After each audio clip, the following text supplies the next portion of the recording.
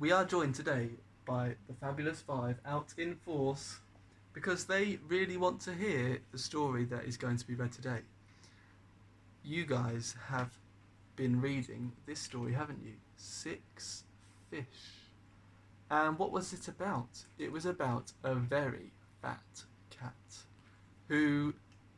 Did he eat one fish?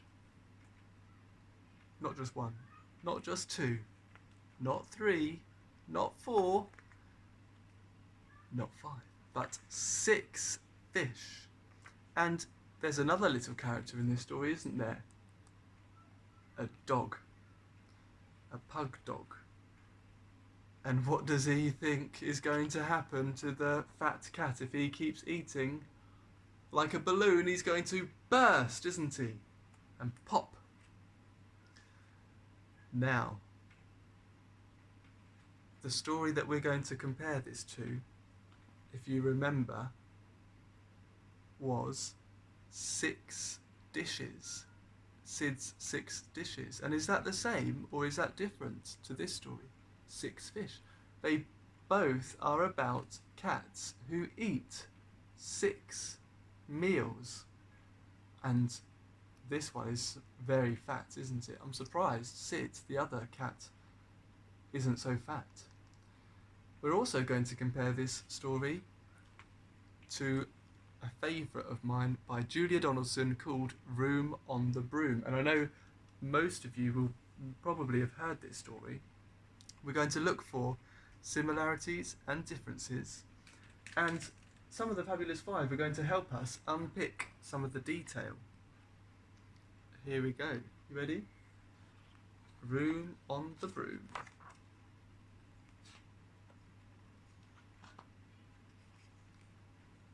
The witch had a cat and a very tall hat, and long ginger hair which she wore in a plait.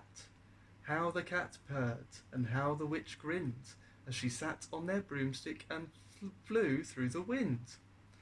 But how the witch wailed, and how the cat spat, when the wind blew so wildly it blew off the hat. Ah, can you see something that's similar already? What characters do we have in both stories? We've got a ginger cat. But what's different? This cat is very fat, and this cat isn't. Looks thin. Down, cried the witch, and they flew to the ground. They searched for the hat, but no hat could be found. Then out of the bushes, on thundering paws, there bounded a dog with the hat in his jaws. Is that similar? What was the other character we had in this story? It was a white pug dog. So they even have the same colour, except this one doesn't have brown spots. He dropped it politely, then eagerly said, as the witch pulled the hat firmly down on her head, I am a dog, as keen as can be. Is there room on the broom for a dog like me? Yes, cried the witch, and the dog clambered on. The witch tapped the broomstick, and whoosh, they were gone. Over the fields and the forests they flew. The dog wagged his tail, and the stormy wind blew. The witch laughed aloud, and held on to her hat. But away blew the bow from her long ginger plait. Oh no. There it goes. Down, cried the witch, and they flew to the ground. They searched for the bow, but no bow could be found. Then out from a tree with an ear-splitting shriek, there flapped a green bird with the bow in her beak. She dropped it politely and bent her head low, then said, as the witch tied her plait in a bow, I am a bird as green as can be. Is there room on the broom for a bird like me? Yes, cried the witch. So the bird fluttered on. The witch tapped the broomstick, and whoosh, they were gone. Ooh. Is there something that you have noticed, Paddington, about what might happen next that you think is the same as this story.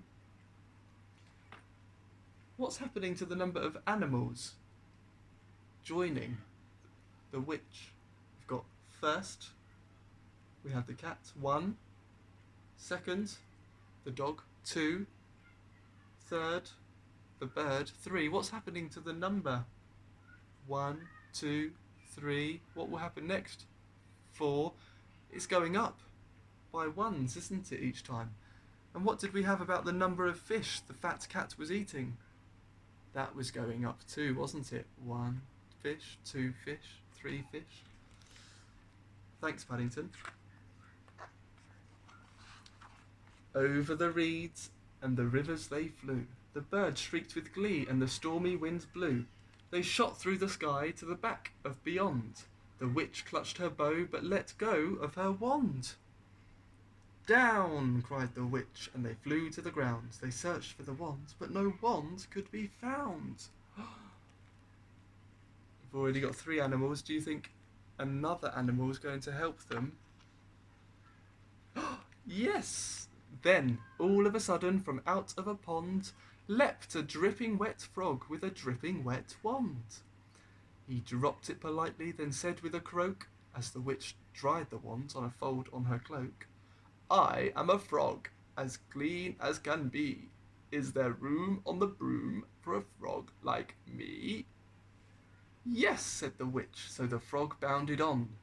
The witch tapped the broomstick, and whoosh, they were gone. Over the moors and the mountains they flew. The frog jumped for joy, and the broom snapped in two. Uh-oh. Hang on a minute.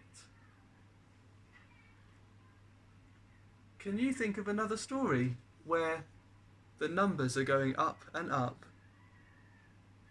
until pop or bang or snap, the limit is reached?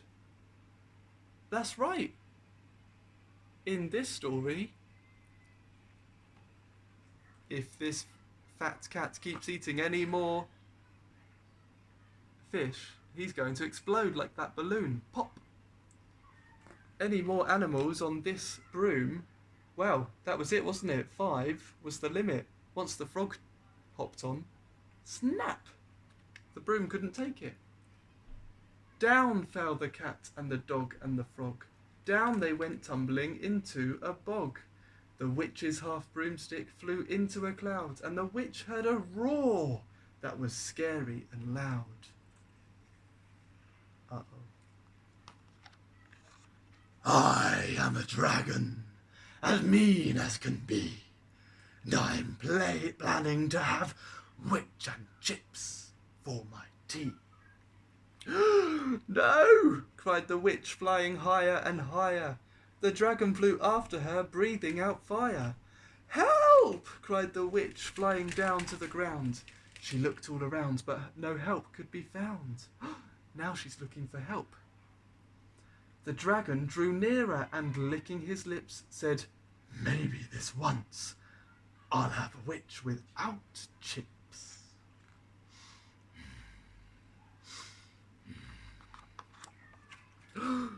But just as he planned to begin on his feast, from out of a ditch rose a horrible beast. It was tall, dark and sticky, and feathered and furred. It had 4 frightful heads, it had wings like a bird, and its terrible voice, when it started to speak, was a howl and a growl and a croak and a shriek. It dripped and it squelched, and it strode from the ditch, and it said to the dragon, Buzz off. Buzz off. Buzz off. That's my witch. How do you think the dragon is feeling now? We can see, can't we, by his expression on his face? He looks terrified.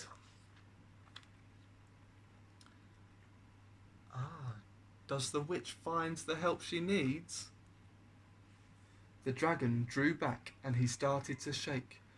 I'm sorry, he spluttered. I made a mistake. It's nice to have met you, But now I must fly.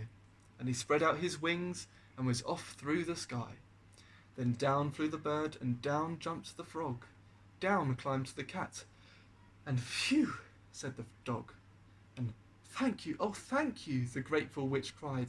Without you I'd be in that dragon's inside. How are they feeling now? They're feeling really happy, aren't they, to be reunited. And we can tell that from how grateful the witch is. Grateful, she's saying thank you, thank you. She cried it, but she didn't cry like that. She cried, thank you.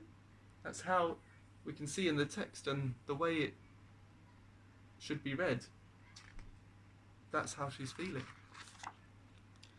Then she filled up her cauldron and said with a grin, find something, everyone, throw something in.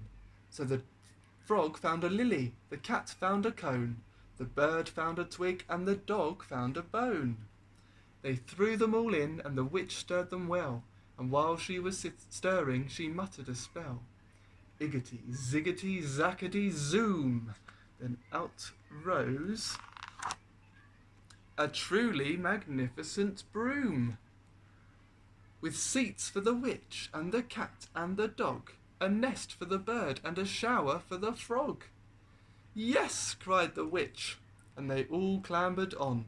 The witch tapped the broomstick, and whoosh, they were gone. Wow, so this time, 5 animals on the broom is fine, because they've got a new broom. Fantastic. So, let's just recap. What was similar? Well, in this story, there were some numbers, weren't there? The broom snapped in half, and the animals clambered on one by one, and it went up in ones. In this story, the fat cat was eating one fish at a time, all the way up to 6, and the dog helping him popped a balloon to say, if you keep eating any more fish, you're going to pop just like that. Just like the broom couldn't handle all of those animals at the start. But that's when the story stops, doesn't it, for here? So is the ending of this story the same as this one? No, it's not. This story continues, doesn't it? And they meet another character, and where they were looking for things, this time she was looking for help. They gave it to her by being a beast, and then the problem of the broom snapping in two because there was too many was resolved, wasn't it? Fantastic. So remember this story, hold on to it for when you read Storybook number 4. Well done, everyone.